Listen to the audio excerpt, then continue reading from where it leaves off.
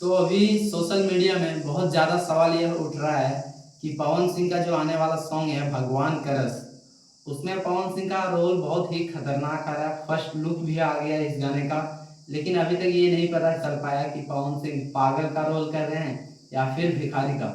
अरे साला तुम लोग पागल है क्या। बहुत ज़्यादा सवाल उठ रहा है इस सोशल मीडिया में, लेकिन हम बता दें कि इसमें पवन सिंह मेरे ख्याल से पागल का रोल किए हैं, क्योंकि भिखारी का जो बैठे हुए थे, जिस अंदाज से बैठे हुए थे पवन सिंह, उसमें तो सिर्फ पागल ऐसा ही लगता है, पागल का रोल कर रहे हैं। और गाने का टाइटल भी भगवान करस तो है लड़का के, मतलब प्यार में धोखा खा के पागल हुए हैं।